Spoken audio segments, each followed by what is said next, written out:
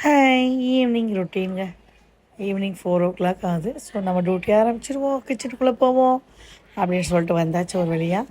இப்போ பாருங்கள், காலையில் வச்ச சாம்பார் எல்லாம் காலி ஆயிடுச்சு. கம்மியாக தான் வைக்கிறது இப்போலாம். ரொம்ப வச்ச வேஸ்ட்டாக போயிடுது. அடுத்த நாள் சாப்பிட்றதுக்கு பிடிக்க மாட்டேது. ஸோ இது கொஞ்சம் தான் மிச்சம். ஸோ இதை நல்லா நம்ம சூடு பண்ணிட்டோம்னு வச்சுக்கோங்களேன். சூடு பண்ணி ஊற்றி வச்சிட்டோம்னா நைட்டுக்கு வந்து இட்லி தோசைக்கு ஆகும்.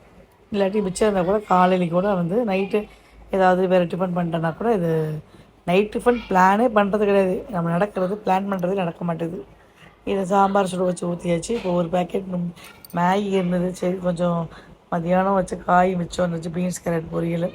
சரி, ரெண்டையும் போட்டு கிளறி வச்சிட்டோம்னு வச்சுக்கோங்களேன். ஒரு 6 மணி ஆக்கில் பையன் 7 மணிக்கு வரும்போது கொஞ்சம் அவனுக்கு கொஞ்சம் கொடுத்துட்டு நம்ம கொஞ்சம் குறிக்கலாம். ஸோ அதனால் இதை பிளான் பண்ணி வச்சுருக்கேன்.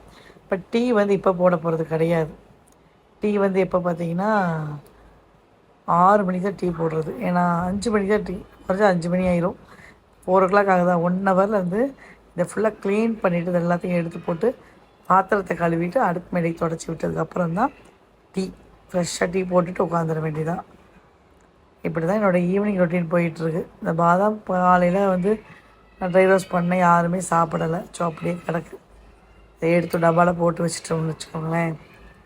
நம்ம டியூட்டியை ஜாயின் பண்ணலாம். ஓகே, நான் பாத்திரத்தை கழுவிட்டு வேலையை பார்க்குறேன். தேங்க்யூ.